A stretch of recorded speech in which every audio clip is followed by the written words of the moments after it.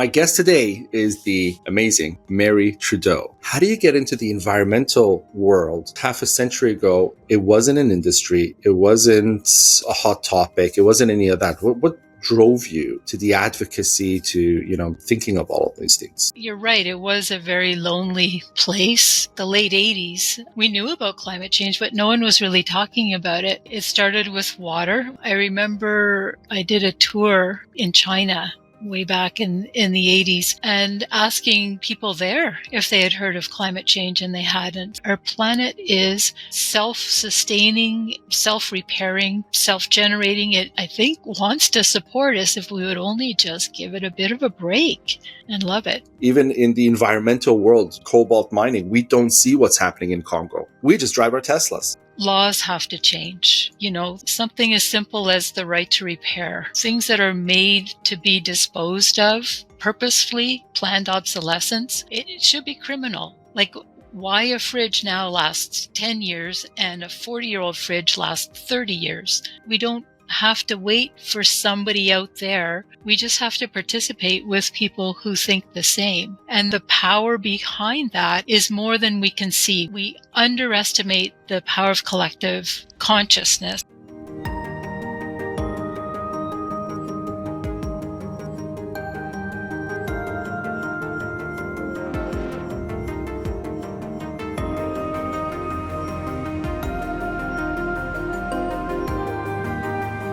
Welcome to Compassiviste Dialogues. I'm your host, Ali Horiat. My goal in this program is to educate our audience about various global issues and how we can help. My guest today is the amazing Mary Trudeau, unrelated to the Prime Minister, or should I say the ex-Prime Minister, a professional engineer and environmental consultant specializing in water management and urban water infrastructure with over 30 years of experience in a wide range of environmental issues, including policy and program adaptation for climate issues through urban water infrastructure and all of that. She's also the director of a consulting firm, Envirings, Inc. And her diverse interests come from her education. She's kind of like myself. Mary is multidisciplined in education. She's got a Bachelor of Arts in English Literature. So nothing to do with the environment, but then she does have a Bachelor of Applied Science in Civil Engineering, and then a Master's of Science in Environment and Management, and then a PhD in Geography. So we're going to find out how all of these connect to make Mary a veteran of the industry. She's also a professor at University of Ottawa and Carleton University, both in Ottawa. And most importantly, this is what touched me and wanted me to have this conversation. She's a human on Earth doing her part during this critical time of increasing crisis of all kinds. I say mostly due to human behavior. So in addition to science, Mary contemplates our need to reconnect with the wonder and beauty of life on Earth, rekindling reverence and remembering with humility our place as planetary caretakers. And she's also an author of a children's book, A Tale of Two Planets, which we'll get into, written to inspire all for this amazing planet we're all on. Hello, Mary, and welcome to Compassiviste Dialogues. Hello, Ali. I'm really happy to be here speaking with you. Thank you. Let's start with, because I don't get many people who have 30, 50 years or so in the industry. I mean, I was speaking recently to Lincoln Blevins, who is also a 40-year veteran of the industry, and he's at Stanford. And I asked the same question. How do you get into the environmental world about 30 years ago? I mean, excluding all the education and everything else. So nearly, half a century of interest in environment, when I would suppose half a century ago, it wasn't an industry. It wasn't, a hot topic. It wasn't any of that. What drove you to the advocacy, to, thinking of all of these things? Well, it was a connection, really. It started with water. Well, it's still mostly about water for me. it was just really being on the planet. And you're right, it was a very lonely place. Like the late 80s, we knew about climate change, but no one was really talking about it. And I remember I did a tour of in China way back in the 80s, and asking people there if they had heard of climate change, and they hadn't. So Mm-hmm. um, I I just always felt it. I can't really explain it. It wasn't an intellectual thing. We did cover some environmental topics when I studied engineering. And there was a professor that I had that was really passionate about it. So I guess that helped. But he was, again, like an early adopter, if you Mm-hmm. want to say that. And so through my career, it just really continued to grow. I was working in for a municipal government managing water infrastructure, drinking water, wastewater, Mm-hmm. stormwater, and from there moved into environmental monitoring. It's just been gradually stepping deeper and deeper into the environmental field from engineering, Right. um, based on Okay. a feeling that I had that I was just connected to this planet. And I think if a lot more people had done that, we would have been in a totally different place right now from where we are. Because I do remember when I was young in the 80s, I was a kid in the 80s, and people were talking about caring for the planet or caring for the animals, or a lot of these care topics were popping up, but they weren't tied to, you know, climate change as an understanding, as a scientific understanding. It was more like, you know, don't hurt the animal, be more caring, don't I don't know, leave your trash after a picnic in, Algonquin National Park.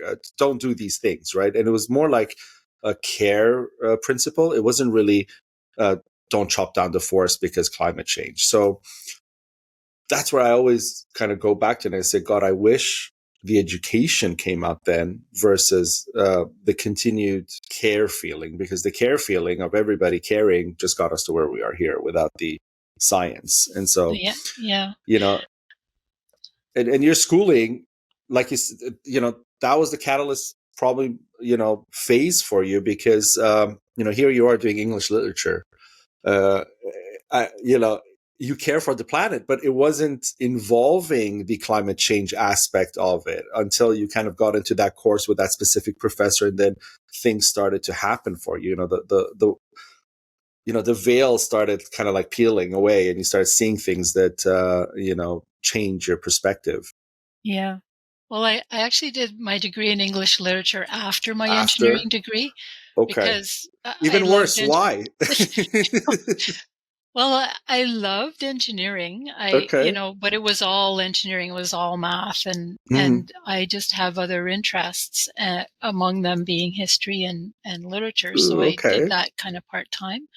But I think the point about caring, I mean, obviously caring is important, but kind of highlights the fact that science isn't enough. Like Yes. climate change and biodiversity decline, like the loss of species, was in the scientific literature, well embedded in the 80s and Hmm. certainly into the 90s. Hmm.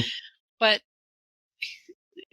I don't know what it is. Like there's something, maybe it's an emotional connection that people don't feel from facts and numbers. There's just something, To the science experience. wasn't enough.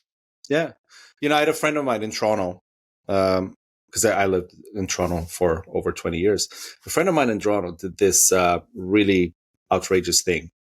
He was a vegan, but strictly for the purpose of animal abuse protests. That's why he chose to be a vegan. And he had a store, and completely different market. The store next to him was vacant. The people went bankrupt, and it was vacant, and it was going up for lease. And he had this idea, so he asked the landlord, "Can I lease it for a month?" And the landlord said yes. And so he got some restaurant seating and all those things, put it in there, and opened this restaurant. Had an opening night, and on the opening night, he had all these delicious steaks on the menu and everything else. What does he do?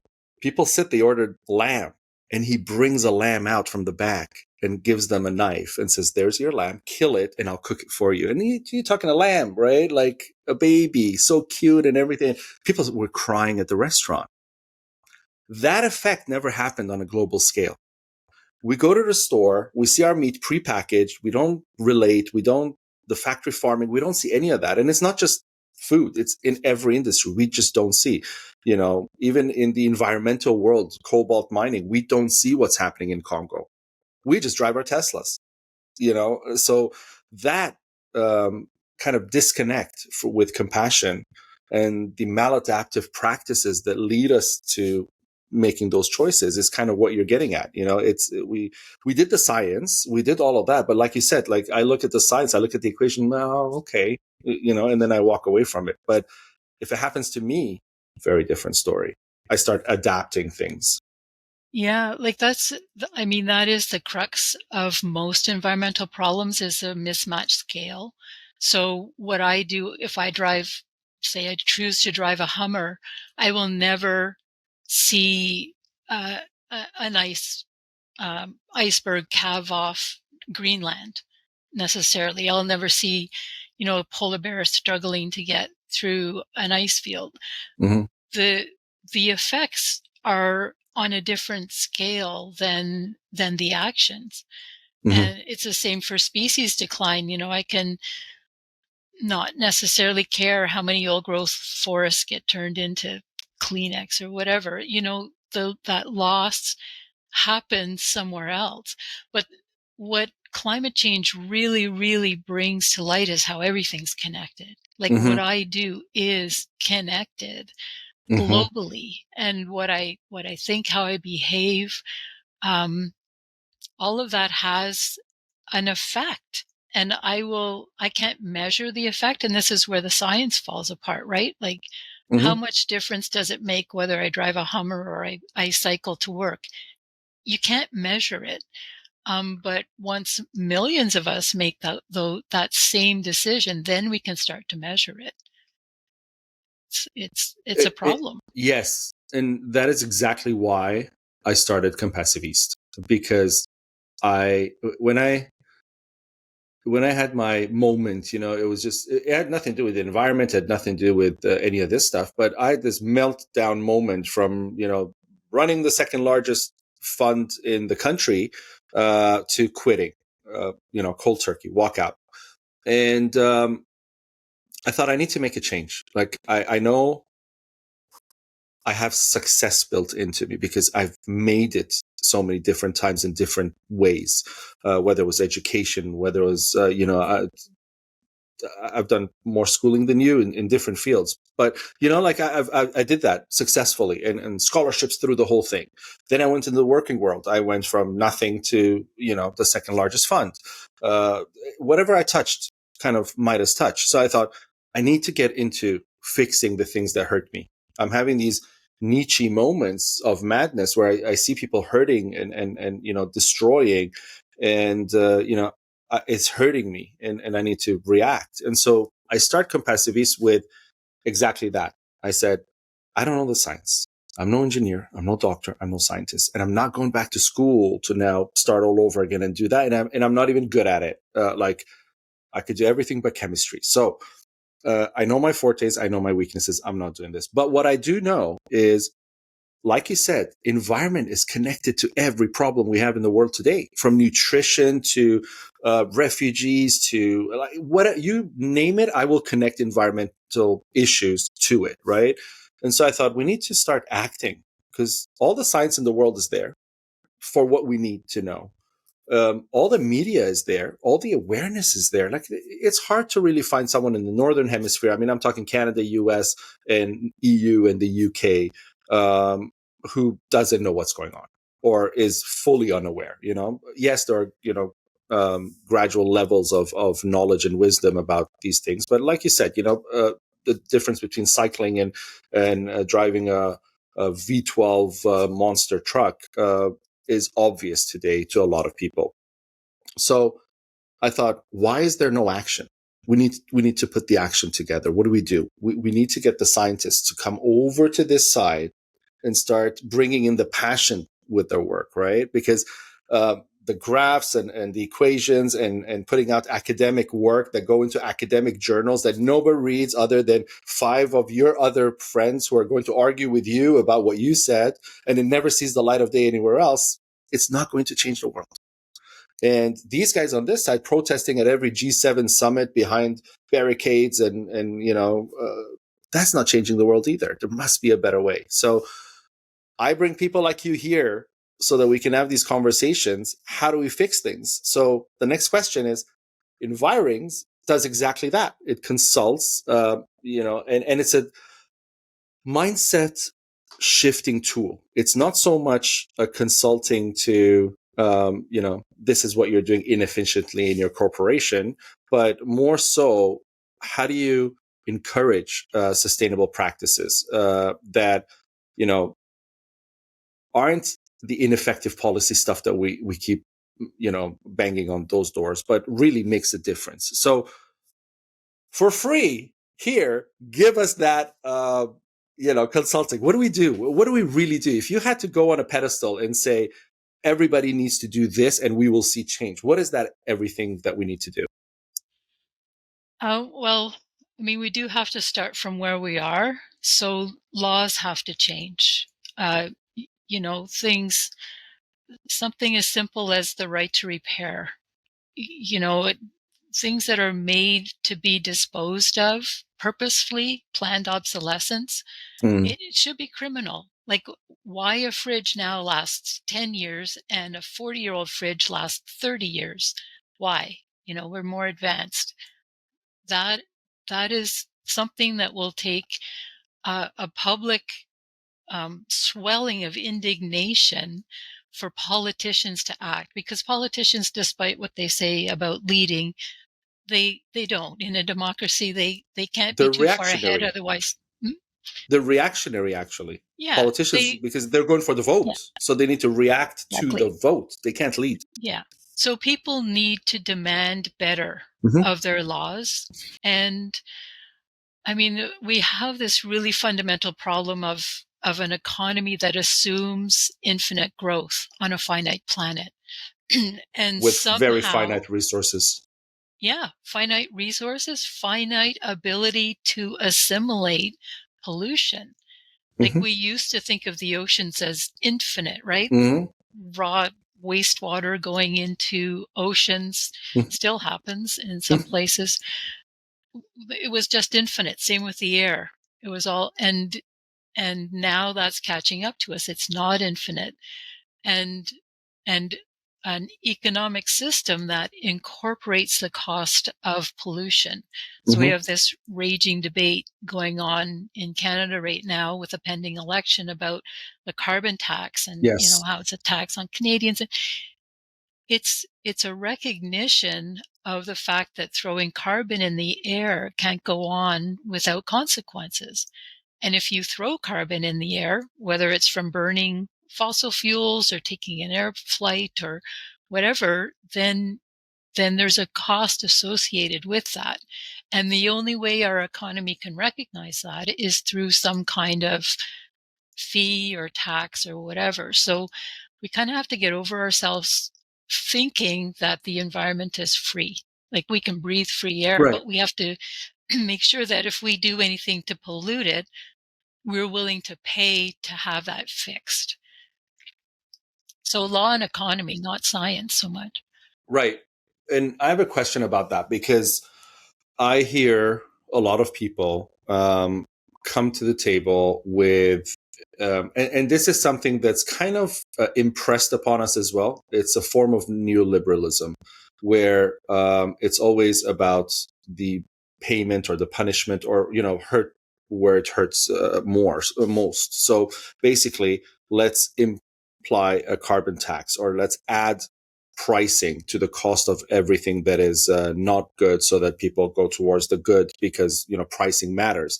But then doing that, we are, from a spiritual perspective of this discussion, the spiritual economics of it, we're advocating for more capitalism, in the sense that we are valuing money so much that, look, if you go and buy this car, I'm going to charge you an extra tax, and it's going to take more money from you. And you really value your money because your time is money. And so you want to make the better decision to buy the other car that is environmentally friendlier, that doesn't have this tax. But my decision as a consumer is not going to be because of the environmental friendlier product. It's going to be because it's cheaper. That is how Tesla became a global brand, because they were incentivized, they had, subsidized, and they had the tax rebates in Canada and in the US, two of their largest markets initially. And, the other companies didn't. If you buy an electric Mercedes-Benz, you don't get that same subsidization that Tesla did when it first came out. So people bought the car not because they were environmentalists. They bought the car because of performance. It was faster than even a Porsche, like at a quarter of the price. And then they bought the car because taxes, write-offs, and all of those things from the corporate side of and the taxation systems. It doesn't imply that if we introduce a carbon tax by itself, that we're going to fix the problem, because people are just going to overconsume in different ways. What they saved here on the product that you're reducing the taxes on, or not buying the product with the more taxes, they're going to go to H&M or Shein or wherever and do a shopping haul, because now they have more money.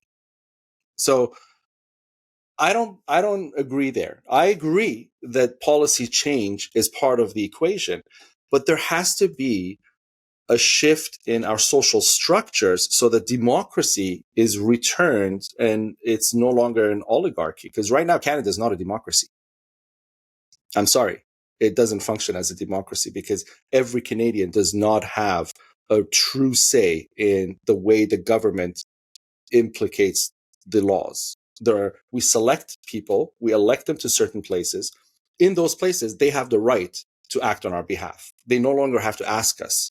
So if I elect Mary to prime minister, Mary doesn't have to call me and say, Ali, I'm deciding to implement this new tax. What do you think? Mary's not acting on my behalf anymore. Mary can now, as an elected official, do what Mary wants. So it's not a direct democracy. We just call it a democracy. I think that's where the difference should come into play, where the public has a say. When the public has a say, then the actual polluters, because you and I taking a flight from Vancouver to Toronto, it's not the end of the world. It's not the biggest polluter. Actually, it's scientifically, and from your industry, you can do the math, and it's nowhere close to publishing or paper waste. It's nowhere close to the food industry. But we're attacking the airline industry because, why not? It's a short wall that we can hop over. We can't really go after Procter and Gamble because they're too big. We can't go after Reuters Thomson because the Thomson family, huge. You can't really go after them. So there's a lot of politics in that discussion. Where do you sit on that fence? Do you really think we're targeting the right things? No, we're not targeting the right things. To say we can't go after Procter Gamble, like if people decided to not buy products, then that's going after Procter Gamble. If there's some kind of issue, somebody has with a product, we do have that power. To say we don't is, I think, undermining democracy, frankly. We do have the power to go after them. So then why haven't we activated this power in the last 20 years that we've known about this, and we've been going through climate change, and we've been seeing British Columbia burning, we're seeing LA burning. Who's going to get up and say no more plastics in Walmart? And it's not, sorry, let me add to it something educational. It's not even realistic from an economic perspective. Why? And I'll tell you why. The reason we go to Costco and Walmart and buy tons of plastic bottled water is because it is much cheaper and we can afford it. Not everybody is the 1% of Canadians in wealth or the Americans. Most people can't afford to buy glass bottles of Evian or anything like that to reduce the plastic consumption. So what ends up happening is we go there and we don't have the power that our wealth can contribute to the boycotting that we want to in our minds. Okay, that's the first step. The second step is we're not organized as a group of humans, say Canadians in general, to put together a combat system to say, look, Nestle, for example, we want to buy your water. at this price, but we just can't afford to environmentally, and we can't afford to financially switch to glass. How are we going to work this out? They come to the table. Our representatives go to the table. The government's representative comes to the table like, okay, we'll subsidize X amount. We'll pay a little more as consumers. You guys reduce your plastics and reduce your profit margins a little bit on the glass, and boom, we have a solution. But the thing is, we have no representation. And whenever we do, we get shut down. You saw what happened in Ottawa with COVID. The truckers went in there. They raised money. It's their right to do that. But they shut them down and they pulled the money away from them. So the government doesn't act on behalf of the citizen or the citizenry groups. So democracy, difficult word for me to accept. Yeah. So just to there's a lot there, but to pull out, Yes. for example, why is water in a plastic bottle cheaper than water in a glass bottle? That is a market failure because plastic costs the environment way more. Mm-hmm. There was one of the summit right now. The UN is negotiating a plastics treaty, Mm-hmm. and one group of the negotiations was here in my own hometown in Ottawa. The plastics lobby was out in full force, talking about all the benefits of plastic, and Mm-hmm. nobody's arguing that there can't be any plastic in hospitals or but but by extension, the plastic is good is supposed to extend to plastic for water bottles.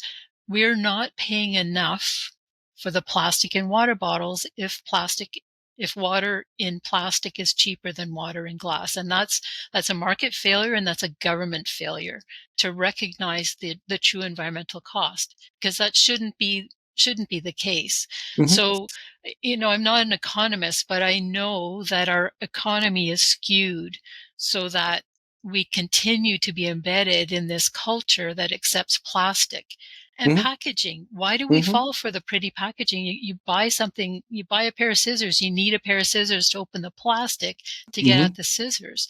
If you go back 100 years, with the general store and the thing behind the counter, and the store owner would hand you what you wanted, not in packaging. But the whole marketing industry has gone after Yes. our magpie instincts to go after the shiny bauble.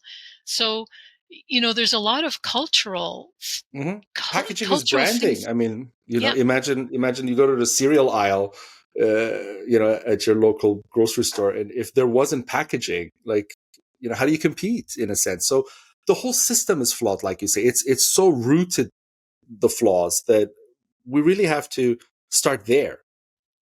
So Yeah. how do we? That's the question. What is your advice to how do we get to the root of the problem to really resolve this without having to go to war? Because I really don't advocate for let's point fingers at, say, Procter and Gamble, because they're not evil. They are just supplying what the demand is showing, right? So when they look at their numbers, they're like, oh, these products sold most. We're going to make more of these products. We're the ones who are telling them we will buy more. So we kind of dictate that in a sense, but we also don't, because the government kind of dictates our incomes and in a certain economic way. And so that doesn't allow us to incorporate the environmental price while allowing for the profit margins that the corporations want to have. So then we get into this huge problem. But if this circle could work together, we could be in a place that we have the clean products that you would say, yes, this is the product I want to see on the shelf as a scientist, as an engineer. And the government's happy, the corporation's like, yeah, I'm still making good money, and the consumer's like, okay, I'm doing good, we're reversing this climate issue, and everybody's happy. But how? It's not happening. Well, to me, the very, very first thing to do is to connect with the planet and really appreciate how incredible the planet is. And I think it sounds maybe maybe it sounds very fair. It's certainly not scientific, but if we can do that and really, really appreciate what the planet does for us, it reduces that hamster wheel thing of I need more stuff. I need more Mm, stuff. Why do I need more stuff? Well, something in me is driving me maybe to consume. more stuff. But if I really connect and appreciate how incredible the planet is and recognize that I need to reduce my stress on it. It's like having, a mother who's not feeling well. You don't expect your mom to make you, a 3-course dinner and a special birthday party if she's not feeling well. You back off. And I think that, honestly, I think that's the first step, is just appreciate the incredible place we are and watch a sunset rather than buying some, new fancy gadget that will entertain your eyes. Just participate.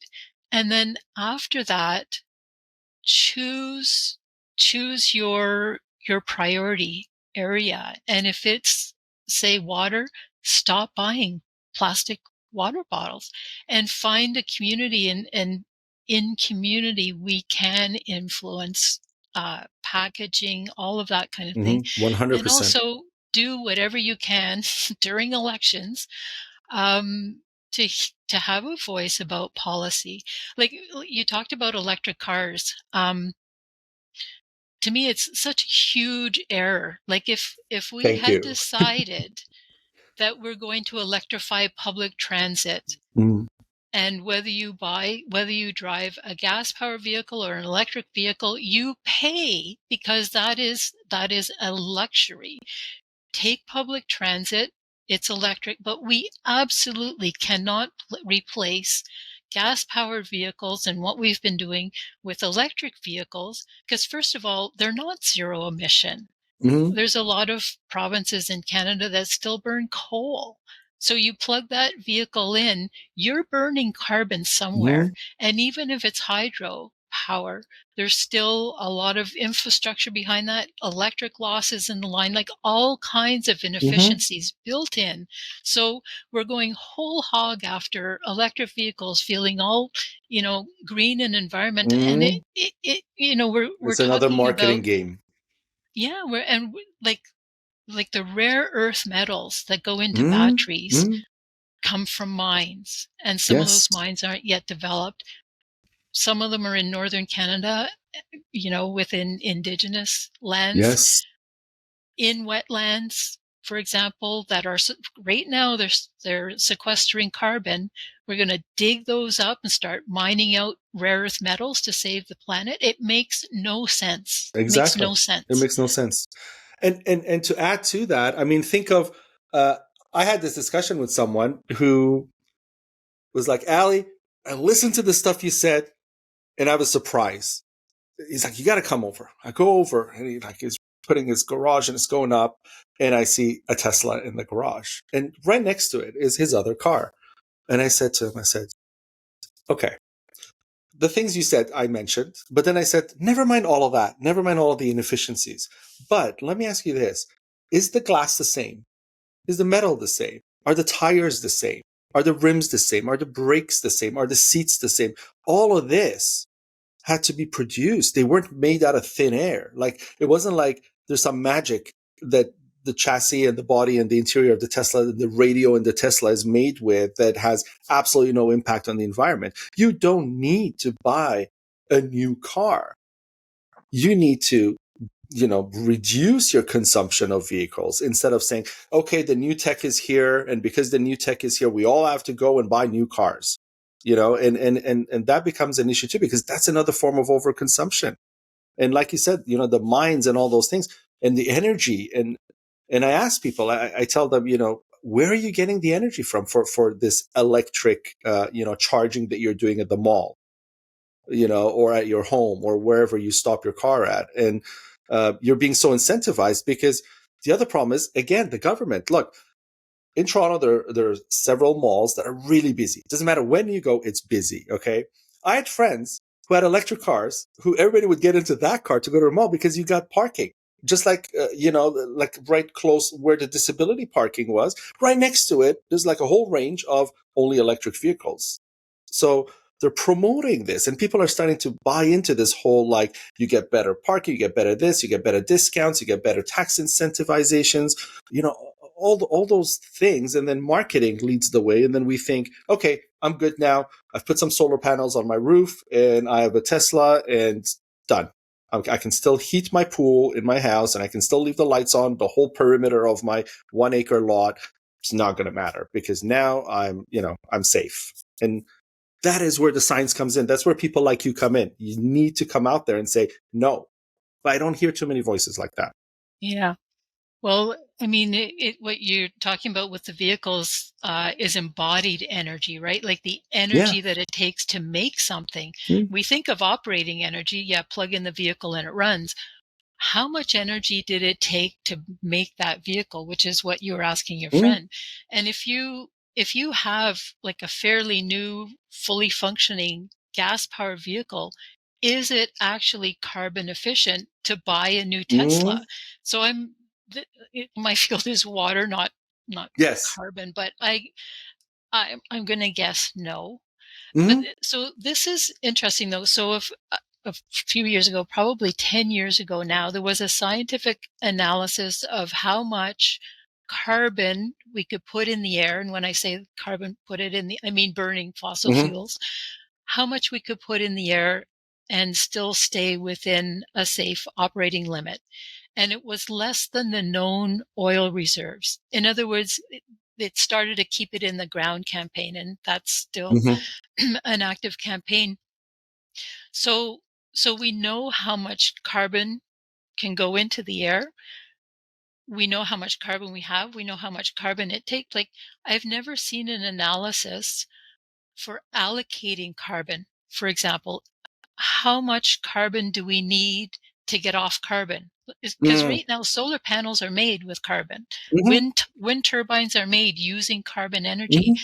How much energy do we need to allocate to get off carbon so that wind turbines or solar panels or geothermal energy can make the energy systems that we need for the future? Mm-hmm. I've never this idea of allocating and how much countries are going to reduce carbon emissions, but within a country, what's most important? Are we going to allocate our carbon out, our cushion, the carbon that we can release?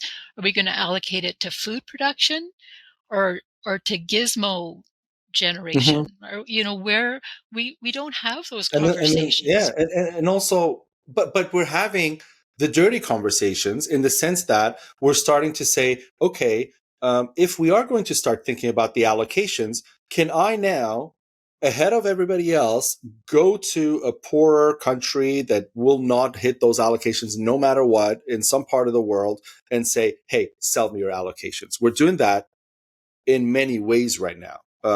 Carbon credits and things like that, and swaps and whatnot. And we're going to do that on a national scale and an international scale. And it's going to be a new form of politics because we're thinking capitalistically about the allocations. We're not thinking in the way that you're talking about, in a very conscious way of understanding how we can stay below that and how we can reduce that and where we should allocate it and what makes our society best in this way that we can be sustainable and harmonious, not just sustainable, because again, the word sustainable is being thrown around so much. And it also bothers me because we can be sustainable where everybody's imprisoned and five people are, doing everything they want. As an equation, we can be sustainable if those five people stay within a limit, because everybody else is imprisoned and they're not allowed to, do anything. So sustainable, fact, Well, but it's not harmonious. We need to be a harmonious sustainability space, which is what you're talking about. You're touching on that. You're yeah. touching on how do we allocate all those things. Now, I'm going to shift this same topic directly onto water. Now, the problem of water for me, from a non-scientific, so don't get angry with me if I misuse things, but from a non-scientific perspective, and most of the audience is going to be like me, we understand enough that, I read somewhere that when I drink water, there's dinosaur pee in it because water is the same water that has been circulating for the last, 5 billion years. Now, assuming that truth, um, water is another finite resource in the sense that it is within our planet's environment, right? I cannot go to Mars and or Mars doesn't throw water over every like 2,000 years or something that I can renew. So if I'm stuck with this water, And we know we're stuck with this water because you guys in the water world knew this, not yesterday, but like maybe 100 years ago. Why is water not an issue? Why is it not at the forefront of conversations in the sense of, oh my God, like I cannot, be so careless about water, like, from showering to everything I do with water. Well, Sorry. And the pollution. Oh my God, the pollution. so I wish I knew why it's not for lack of me trying. It comes back to a cultural thing. Like in Canada, we say, "Well, we got lots of water." Mm-hmm. If you look at how Canada is laid out, most of the water flows north, like through sort of Saskatchewan, Alberta, Saskatchewan, Winnipeg. It flows into Hudson's Bay, and the Mackenzie system flows up sort of, from BC and Alberta up into the Arctic uh, Ocean. Most of Canadians live in the south, like Yes. Yeah. 90% of our population Like lives where American the water's borderline. flowing away from. Yeah, Yes. water's flowing away. So it's a myth of abundance, which is part of what causes our problems. Um, and I think people don't really Sorry, like wait, hold on, because I really want to understand this. So you're saying that my understanding of the Great Lakes and all the water we have in Canada is going to be the last country to run out of water is not actually the case because the water is actually running away. Well, the Great Lakes drains to the Atlantic Ocean. Atlantic, It's right, through yeah, Quebec and, the whole yeah, opening, the yeah. strait and everything else, But where the the Great Lakes, whales so come in and everything.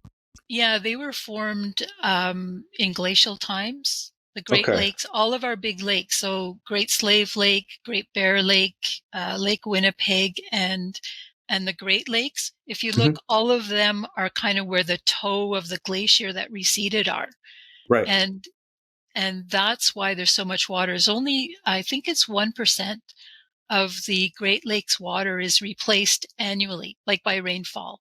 So Hmm. if you withdraw like 5% of the volume, the Great Lakes, the level will go down. Reduced by 4% every Yeah, year.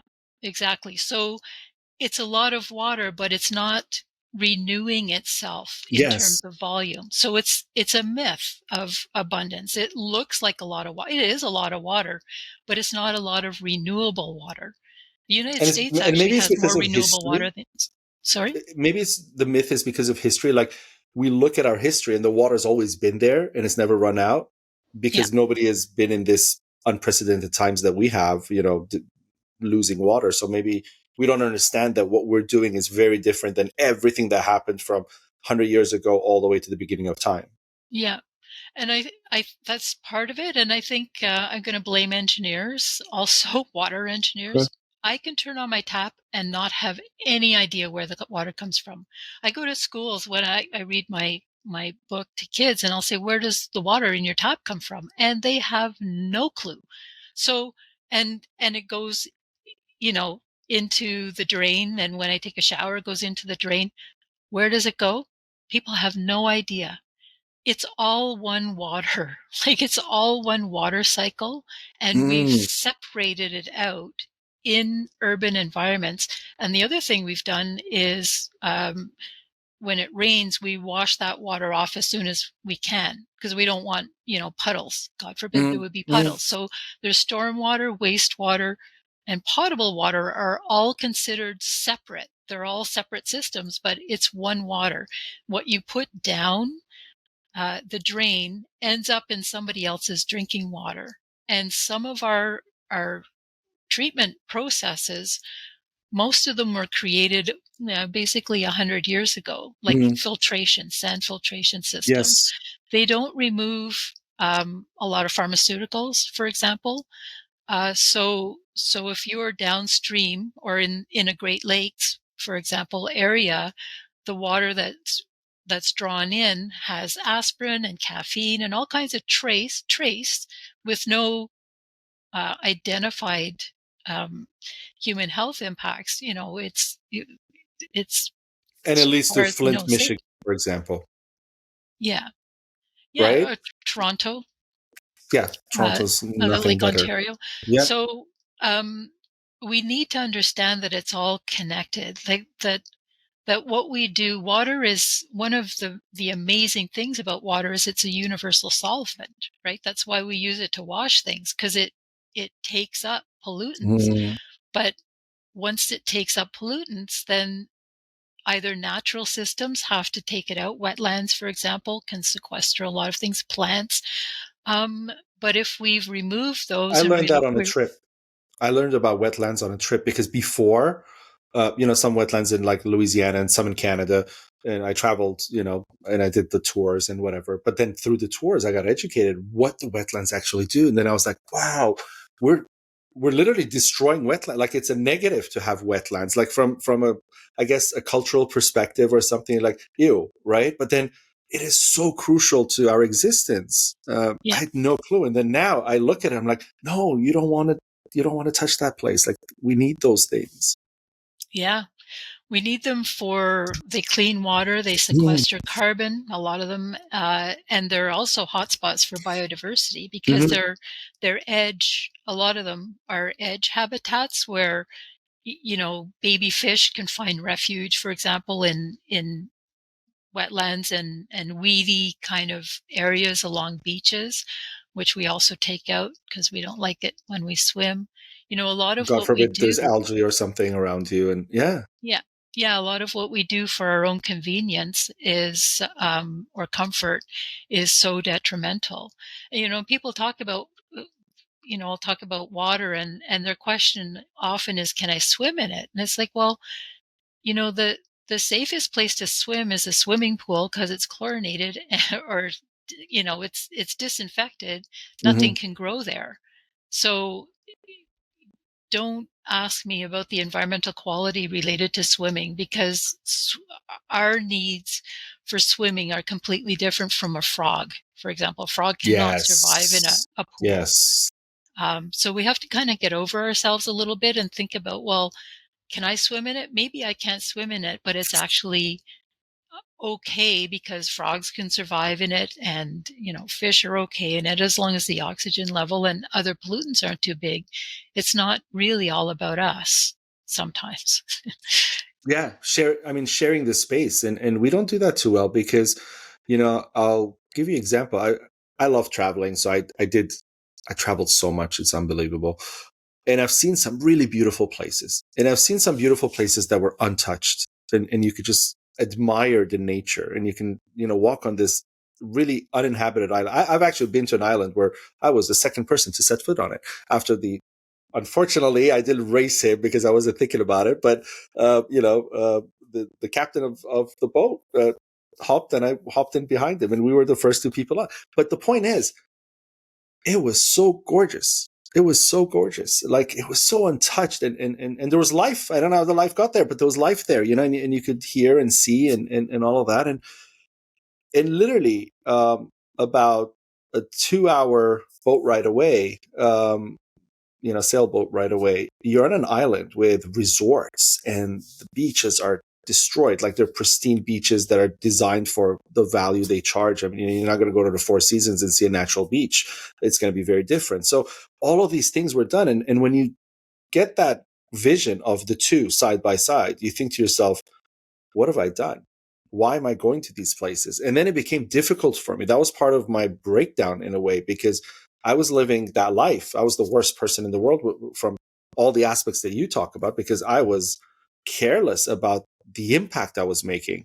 I would care about not killing a baby lamb, but I didn't understand all the things you're saying. It took me years to educate myself to really get an appreciation and understanding, even from a spiritual perspective, of meditating to get to the point of knowing how I'm not caring about the animal that I should share the water with, to the point that I have a friend. She made a film. It's called Passage of the River. You would be interested in this. You should watch this. And she talks about the Ohio River, which is 1,000 Mile River, and how it's polluted and it's destroyed, and all the indigenous tribes that used to live off of that river can't, and they're going into poverty because the ecosystems of the river is gone, the biodiversity, everything is gone. It's just water flowing now, dirty water, like water that the communities don't let their kids go close to in some parts.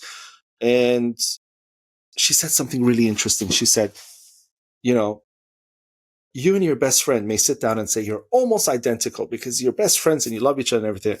But when you look at water, do you see, 70% of yourself um, in that body? Can you compare yourself in that way and say, that's me? That's, over almost 3/4 me. Does it look like me? No, and then you have no relation to it and you walk away and you're okay polluting it. But you would not do the same to your family member or your best friend or anything like that, because you feel this connection that you're 70 or 80 or 90% alike, but you never have that connection with water. And she kind of pulls this out in the film as well. And it's really, really, it changes you. It changes you. It makes you understand the things that you're saying. Mm-hmm. Yeah, and you could ask, like, if that is going to become 75% of you, do you want to clean it up? Yes. How dirty do you want your 75% to be? Right. And Yeah. then, and if yes, then don't complain about the cancers and the diseases that you don't even know how to pronounce and all the ways that, we're dying that is just hopeless at this Yeah. point. Well, this is the thing, like, and this is how everything's connected, right? Where if we have polluted water, it does affect us. And if we take the weeds out, or the mangrove Mm. forests, for example, they're shown to dramatically reduce the energy of hurricanes coming inland. Like the wave Yes. energy is Yes. reduced, right? So the damage is reduced. So we do damage, but it comes back. And maybe it's an issue of time scale too. It comes back at a different time than we Mm. inflict the damage. So we don't recognize that's because we took out the mangrove forest. Therefore, Mm. whatever it is, 10, 20 years later, we have this devastating hurricane, or we pollute water and 20 years later, we have some form of cancer. We can't make those connections Mm-hmm. because the time scale is offset, just like the spatial scale is offset Right. from carbon release and, melting ice caps. Mm-hmm. So we, that's why we have to come back into ourselves and make a connection of appreciation and gratitude. I think, first of all, not panic, not like, oh my God, Yes. everything's like, what do we have? It's incredible. It's incredible. Our planet it's self-sustaining, self-repairing, Mm-hmm. self-generating. It, I think, wants to support us if we would only just give it a bit of a break and love it, really. Yes. If we would just like work with nature as opposed to completely against nature. Um, and yeah, you're right about that. I mean, if there was, if there was a whip or something that would, whip me every moment that I did something that was hurtful to the environment, I probably would stop. Right, I probably would stop polluting altogether because I don't want that pain, because I can connect that. But like you say, if I pollute today and the result happens to my great grandchild, um, Yeah. You can't make that unfortunately, connection. Like, yeah, we're not capable of that. We've got a yeah, lot of capacities. That's not one of that them. is not something that evolution gave us. No. No, short-term problems is what we're Yes, focused yes, on. exactly. We're millennia of dealing with short-term problems. That's the thing. That's what I was getting at. And Yeah. we were just not built that way. We were worried about, that noise in the shrubs. Is it going to kill me right now or not? That's all I want to know. That's right. A Don't talk to snake me about bite. an hour. Yeah, don't talk to me about tomorrow. I just trying to get through today. Yeah. Yeah, that's a huge problem. You're making me think of a lot of things that's going to, affect a lot of ways that I think now, because now I'm thinking of the swimming pool, and the frogs need to swim is different than my privilege to swim. Yeah. That's Like going to be chlorine, something because they take important. things in through Yes, their skin, right? yes, And and chlorine will and kill them. Yeah. exactly, and you can't do that. Now, in the face of climate change, all these water issues that or problems that we're having, like droughts and flooding and everything, they're really intensifying. I don't know if they're really.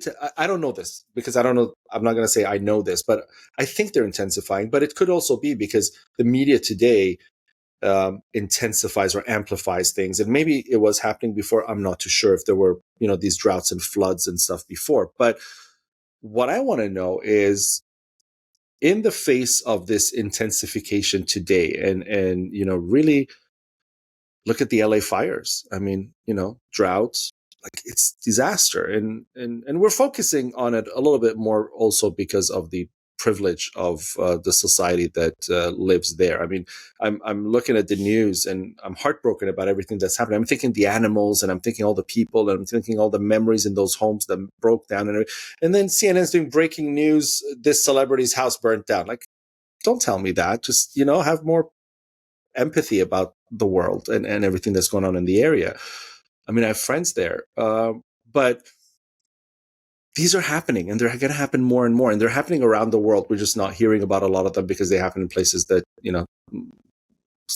big media doesn't care about. But how does your work contribute to adapting urban water systems to these challenges? Because no rain is a problem, right? How do you come in and fix this? Because that's what you do. You come in and you fix these problems.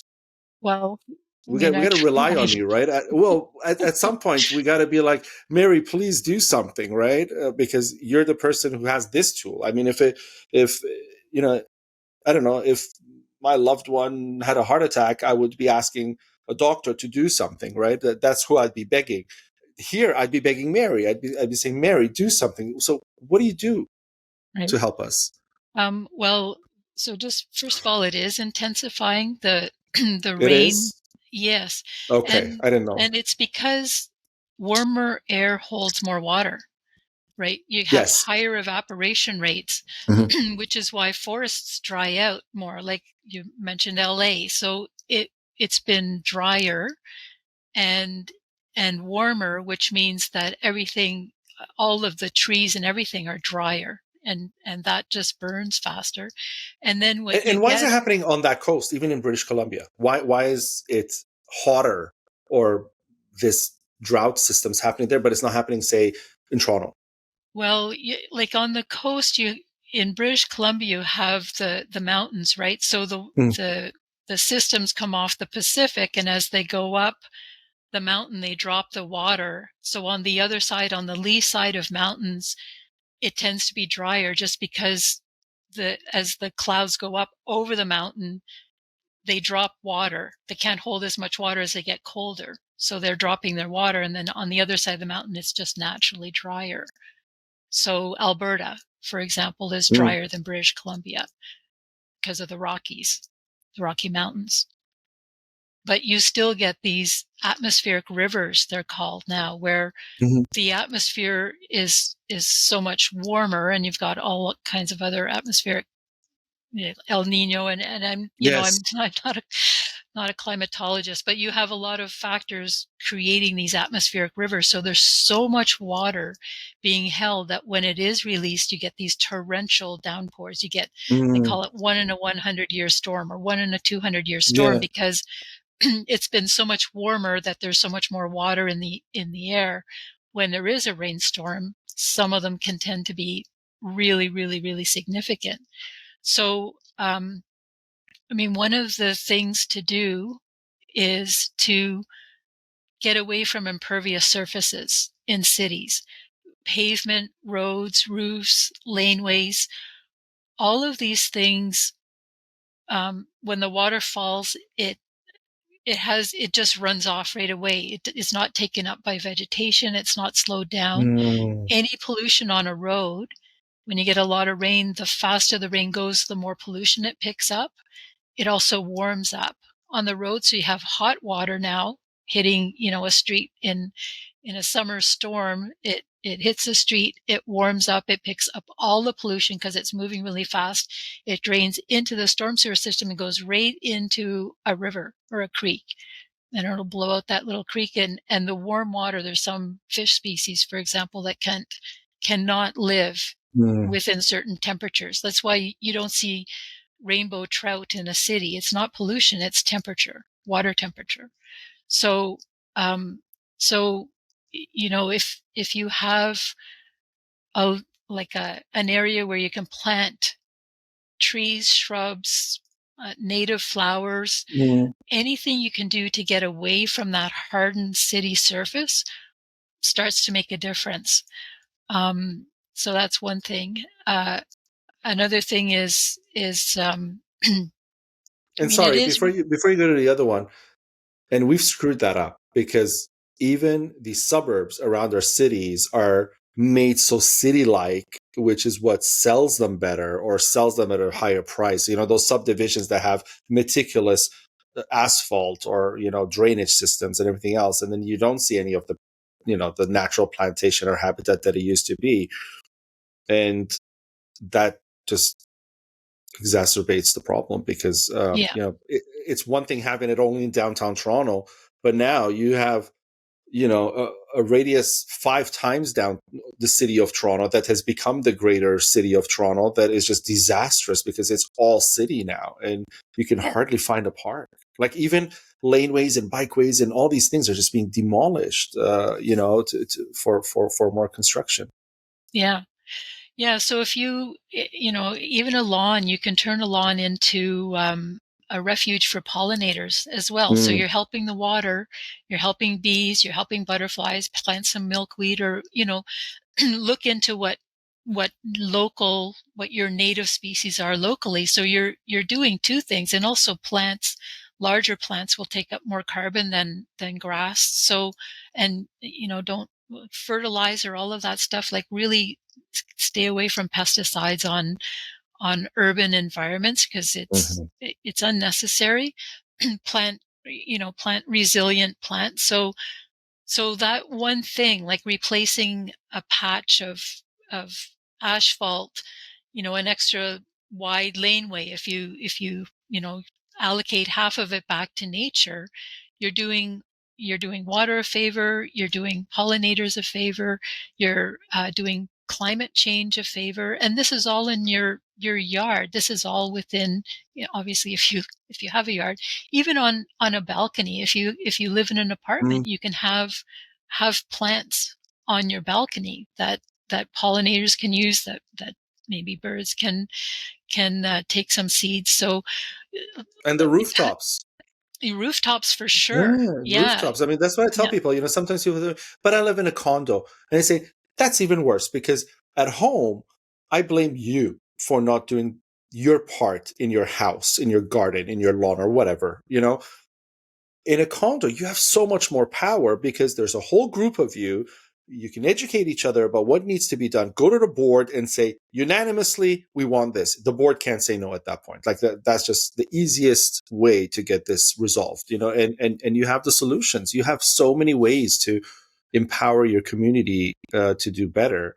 And like you said, it reconnects. You said this much earlier, you know, it reconnects you to nature and to love the planet because you get into seeing life and you know, there's a habitat now in your house as opposed to this pristine lawn that has nothing, no life on it, but it looks gorgeous, you know. And yeah, that is a mistake that we're that's a cultural mistake too because oh my god bees, oh my god wasps, oh my god this, oh that, I don't want any of it, spray it, you know. And it's an issue, but we all do it, right? I mean, we do it, we do say these things, you know. I just say it out loud, but a lot of people do say it at home. They're like, I don't want bees, and then somebody comes in and sprays your whole house. yeah.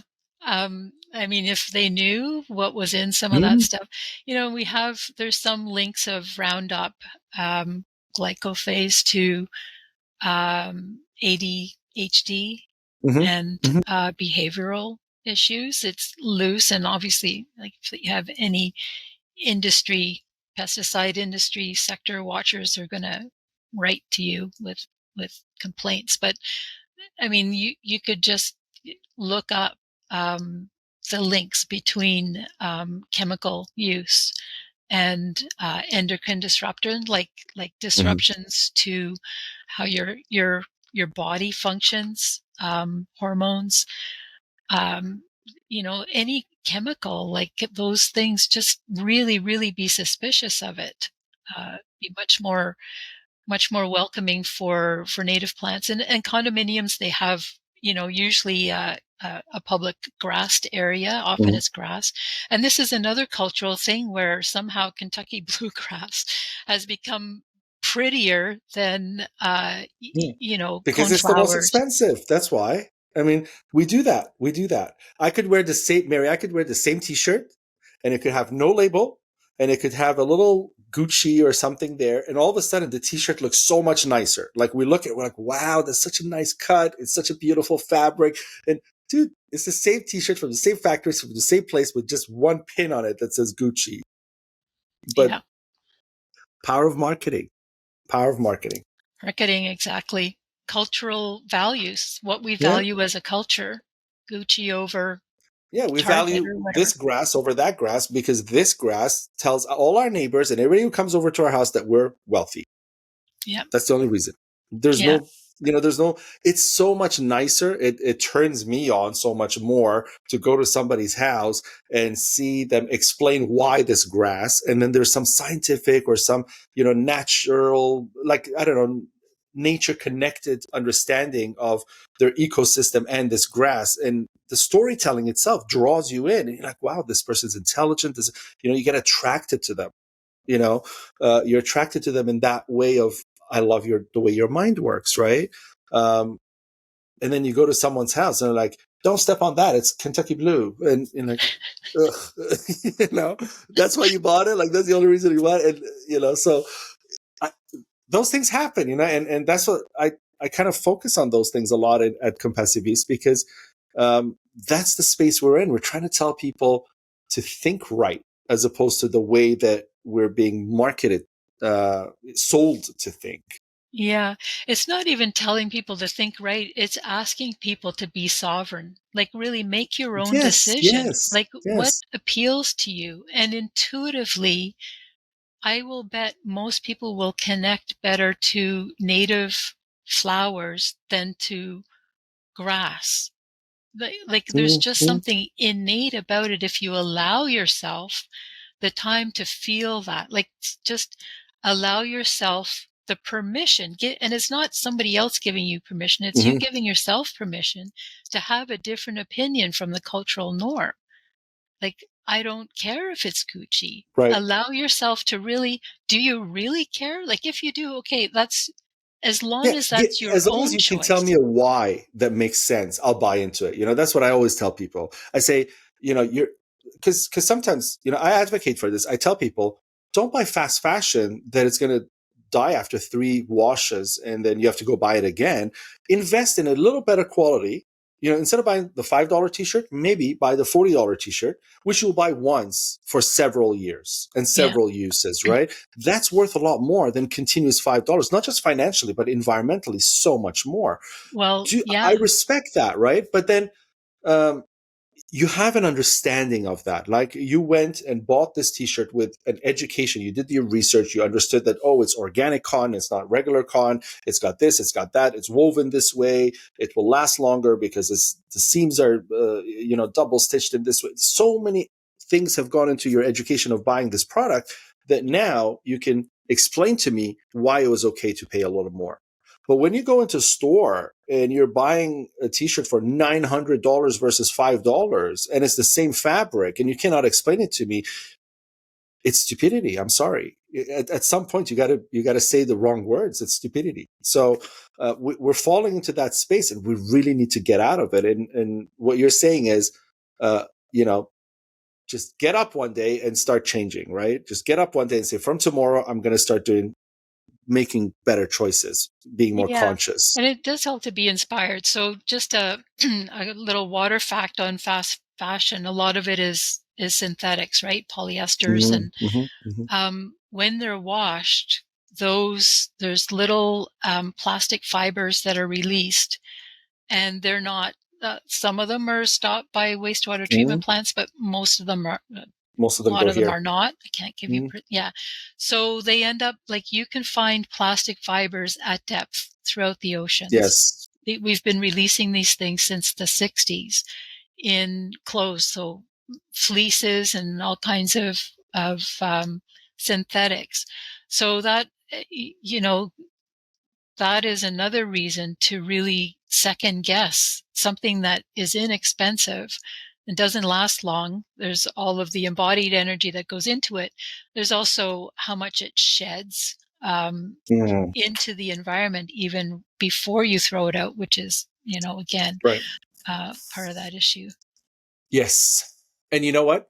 At Compassiviste Film, we actually made two films about that. One about what you exactly spoke about now with the T-shirt, and two, the dinner party, which is basically serving plastic, because that's what ends up happening. That T-shirt turned into plastic, and now we're eating the plastic. And welcome to our world. And this is where I'll transition to. I'm assuming the reason you wrote the book, A Tale of Two Planets, targeting children, is because you think, let me catch them when they're young.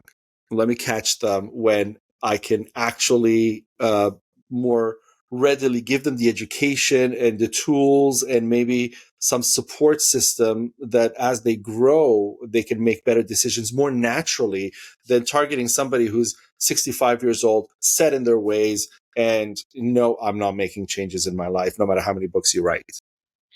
Not 100% actually. Who reads to kids, right? Yeah, Their they get parents. influenced by that too.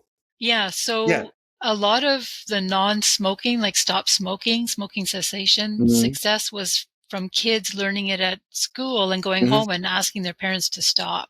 Mm-hmm. So it's, I mean, obviously it's fun. First of all, I wrote it because it's fun, and the working environment can be heavy. Like, Yes. and so it was fun. And it's in a lot of ways easier to write a message about loving your planet to kids because they're much more open to it. I can't write a scientific paper saying, No. please love our planet. Yeah, I So, understand. so there was no scientific outlet for that. Mm-hmm. And it was fun. Like the book, it's called A Tale of Two Planets. So there's this planet where they have to work to get water to the oceans. They have to pick up leaves because the leaves aren't made of nutrients for plant food. They have to make pollen, and there's no pollinators, so they have to pollinate. Um, there's no wind. They have to make wind turbines, and so it'll talk about planet Retha, which is Earth all mixed up, Retha, and then it'll talk about, but on Earth, our leaves fall, but that's okay because they're made of nutrients and they feed plants. So, and Mm. then at the end, the little creatures, whooshy-doos, which is a word my youngest son came up with for aliens when he was little.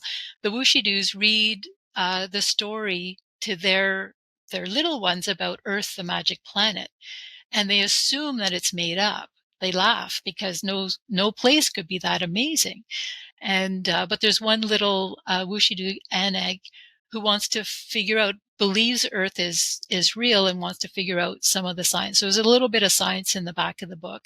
And the last question is, how can one place have so many magic things? And that's something nobody can answer. And I says, Mm. well, I'm still working on that one. So it's really just this is what our planet does. We don't even have to think about it. We don't have to know about it. We don't have to learn about it.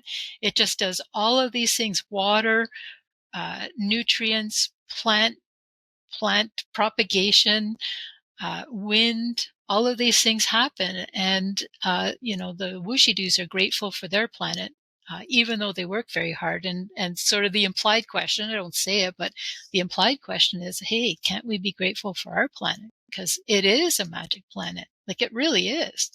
And maybe that's why we're ungrateful, because it's Yeah, just so freely handed. I mean, yeah. we cherish so much what we work hard for. And, plucking an apple from an apple tree as you walk down a street that has apple trees on it, you're not grateful for the apple tree. You just pluck it, you eat it, you go on. You may even throw it halfway because there's an abundance of apples. I mean, you're We not need to grateful change that. for it if you're in a rush or if you don't take time. Like, this is my hope. Let's call it a hope, Mm. that if you did take time, that you would be grateful for it.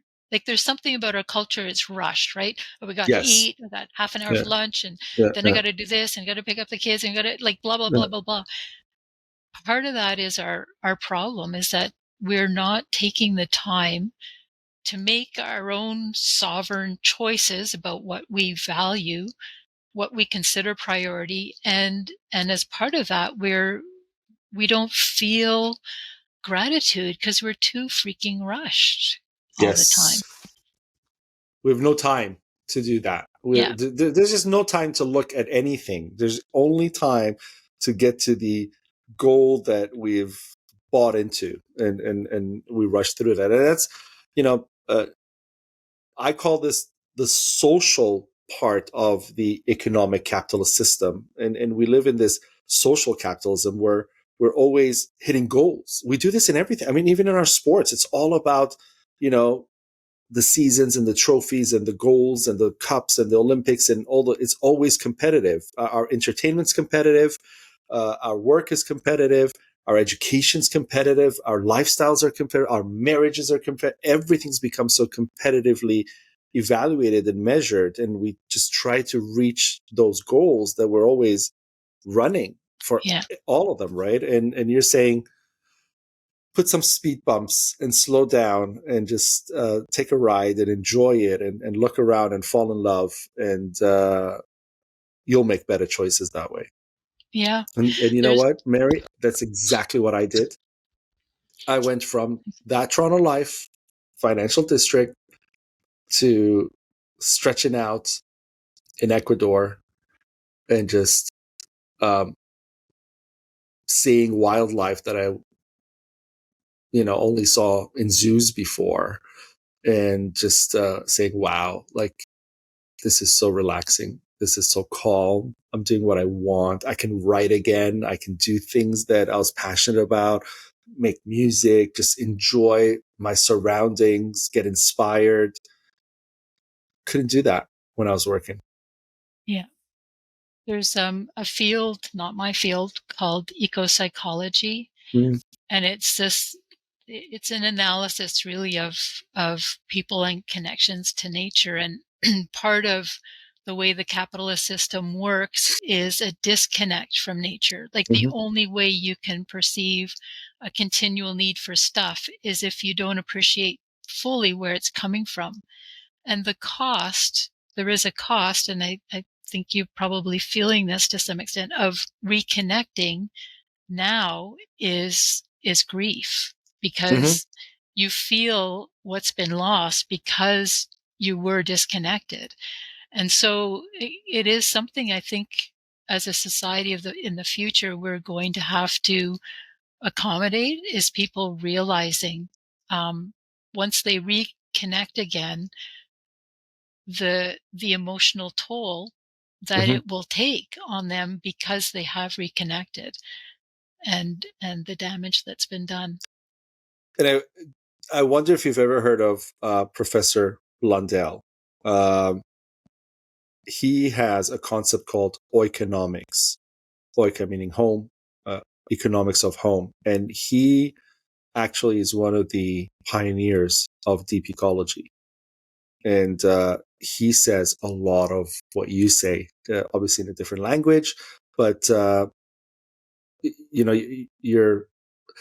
This is what I want to say. Not just him, but so many people are aligned today in the world. Like, I speak with tons of people, and a lot of them are with a 5 degree of variance in their messages. It's really connect, come back, stop this race, build compassion, start being more sovereign, as you say, start being more, aware of everything around you, and how you can live that in that abundance that, we could have, and it could be.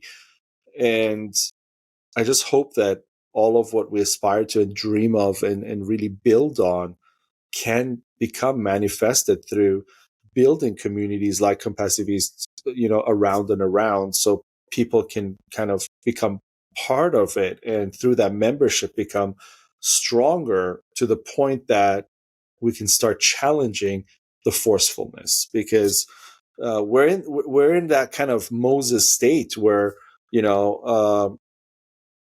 the slaves outnumbered the pharaoh and their guards. But whether fable or truth, however people want to perceive the story, you know, this person comes in and kind of frees the slaves and leaves.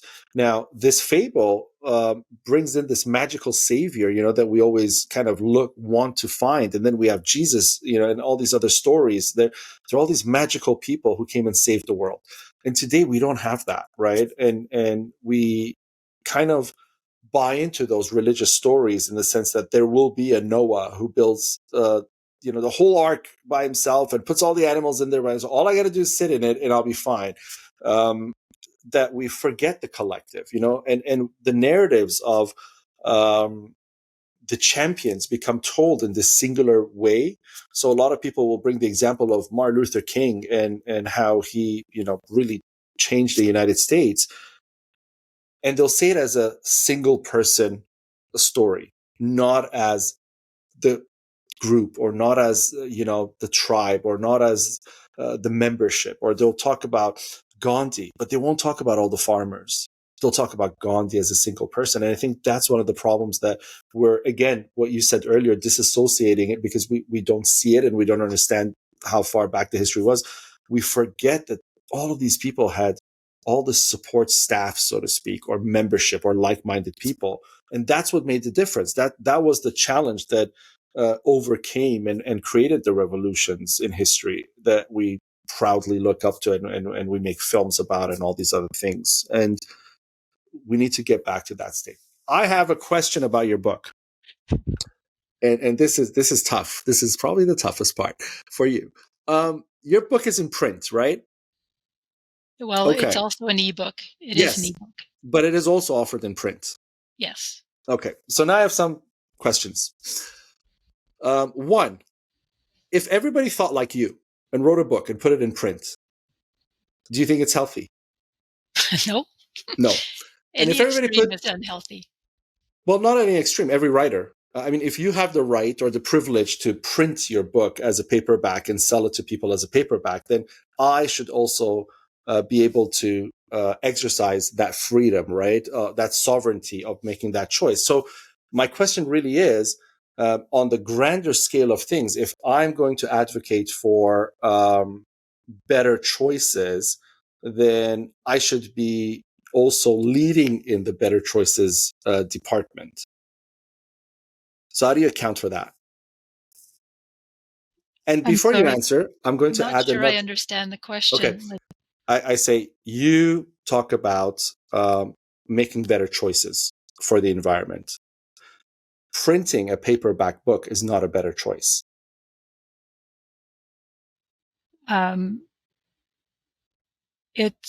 So this is where the extremes comes in, right? Like if everybody's going to print a book, and Not, I go not through everybody, every bookstores, author. Every author is yeah, going and to. I do go through bookstores, and I wonder, like, where do they all end up?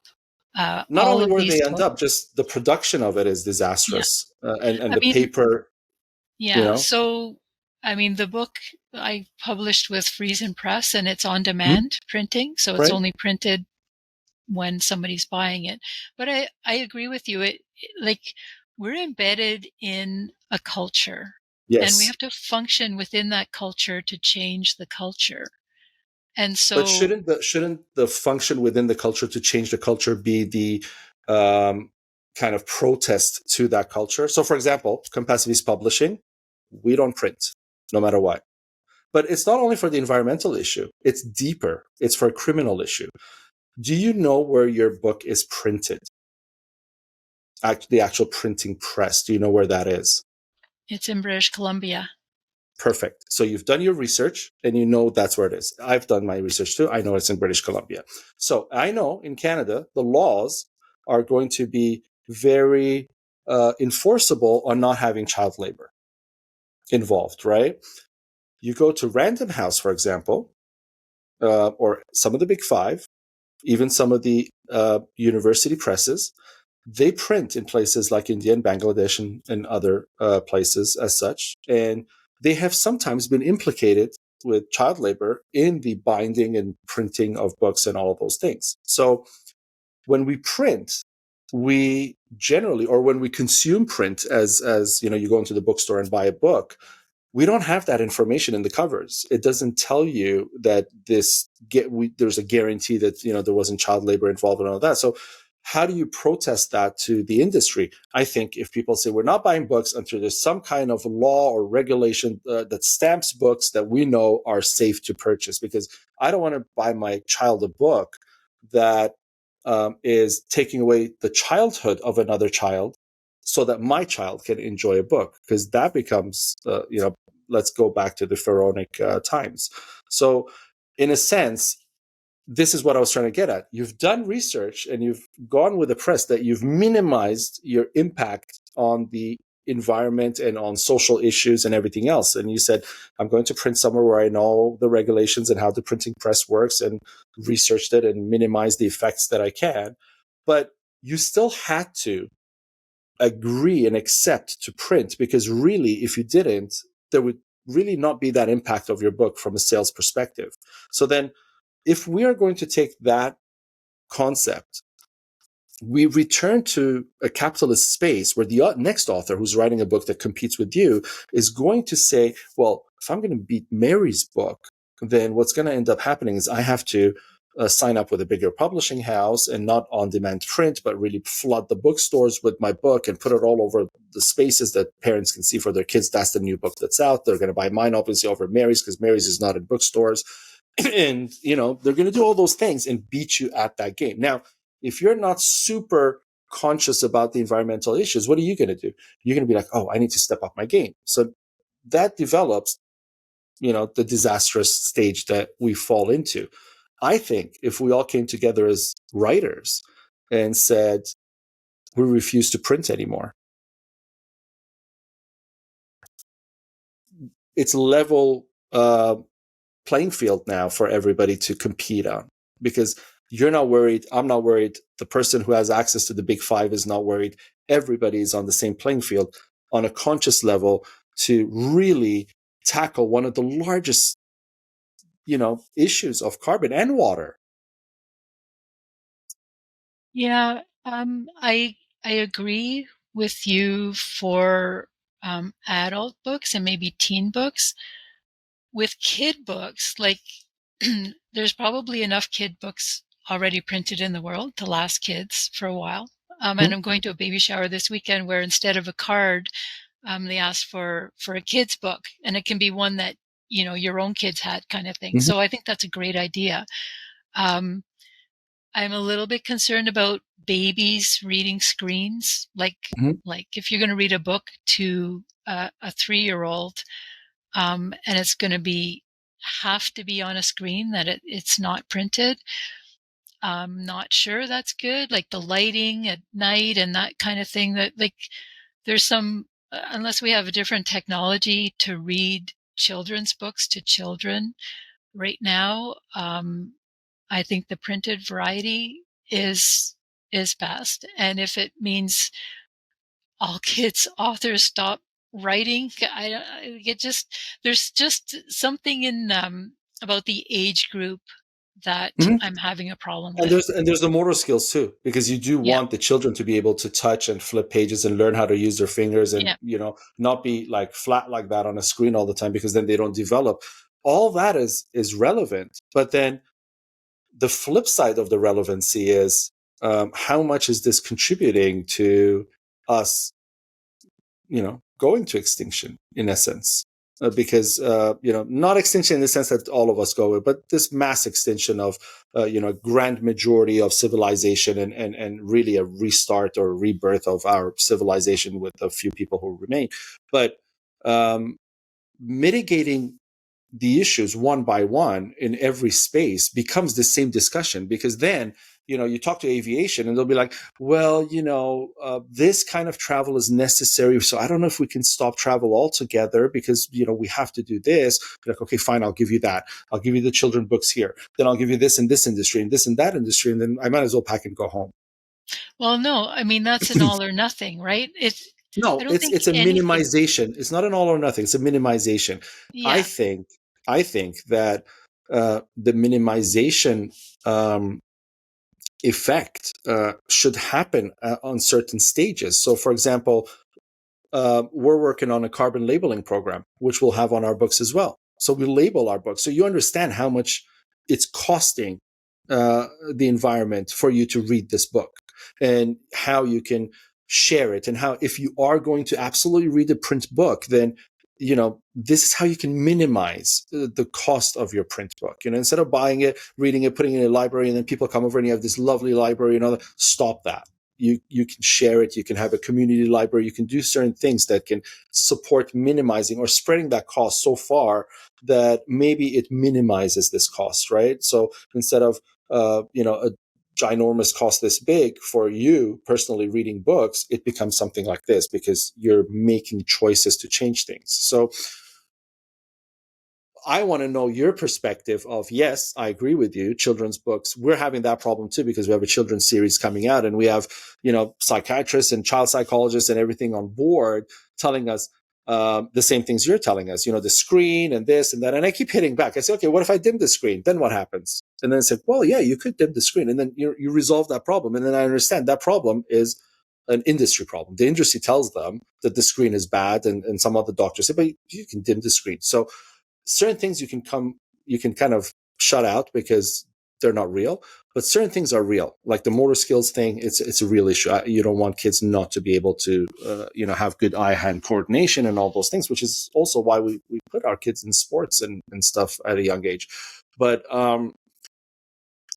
what I'm always looking for is people's perspective on how do we minimize the impact and how they are minimizing the impact. What is Mary doing with her book to say, I'm minimizing it? So one, Mary probably didn't sign with a big publisher who said you have to do a book tour and you have to put it in all the bookstores and you have to mass produce your books. And she said, no, I'm not doing that. I'm going to go to a publishing house that is going to do on demand to reduce the impact of all the books that aren't sold and where do they end up and all those things. Two, Mary decided, I'm going to make sure that it's printed in British Columbia. So at least there's some regulation on these books and how they're printed and the social issues that are caused by it. Versus printing somewhere else that's probably cheaper even, and I make more profit, but I care, so I'm going to do this. What are the things that you take into account to minimize the effect of the print book? Well, I donated copies to the public library here in Ottawa because it's not about book sales. For me, it's about the message. Right. It's about the message. So, right. There are ebooks. It's available on ebook. And if people want to buy the ebook version, that's fine. There's still energy around Right. ebook. Yes. Like you can't get away from No, you can't. That's why I call it using carbon one way. minimization. Yeah. Yeah. That's why I say minimization, right? Because again, the ebook, like you said, but it's a lot less than the paperback version, right? Yeah. So it's a form of a minimization. I'm never looking for absolutes because that becomes the lie, right?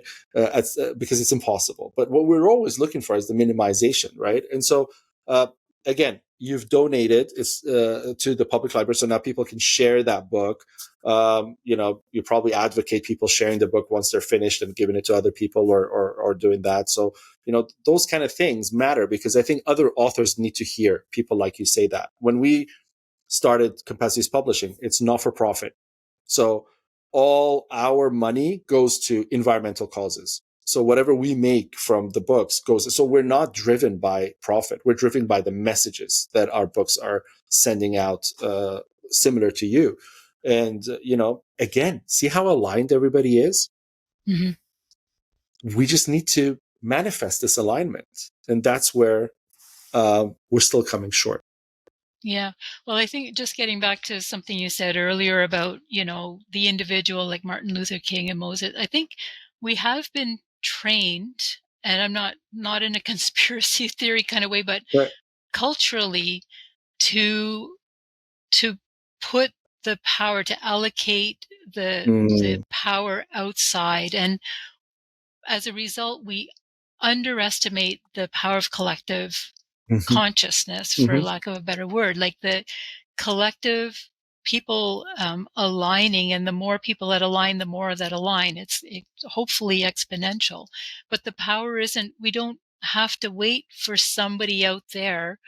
We just have to participate with people who think the same, and that the power behind that is more than we can see. We can't actually perceive the power behind collective consciousness. We don't understand it. Certainly scientifically, we don't understand it. And I think we don't understand about because of that, we undermine the perception of it. But it's really strong. It's really strong. And the more people that can make their own decisions based on their own decisions, their own values and Mhm. beliefs, slowing down enough to really figure out what those actually are, and then finding a community that thinks that way, the power of that is beyond what we currently recognize culturally. Very true. That is a strong message. I am going to thank you for your time. I'm going to put your information and your links here so people can reach you and continue this with you, hopefully, in the ways you can support, the spiritual change in water as opposed to just the technical. And I think that's what's missing in the world. So you're our champion for that at Compassiviste. Thank you, Mary, for speaking on Compassiviste Dialogues, and thank you for your keen and continuous desire, conviction, and service to be part of the solution to this existential trouble that we face today, and that is, like you said, intensifying, especially with water. To our audience, please subscribe to Compassiviste Dialogues channel and share this episode so more people can learn about water and how important it is, and more people can understand the message of that book in appreciating Mary's book, A Tale of Two Planets, and understanding and appreciating the Earth we have. All links to Mary Trudeau and Compassiviste are listed below. We are here to help change the world together as a collective. I'm Ali Horia. Thank you.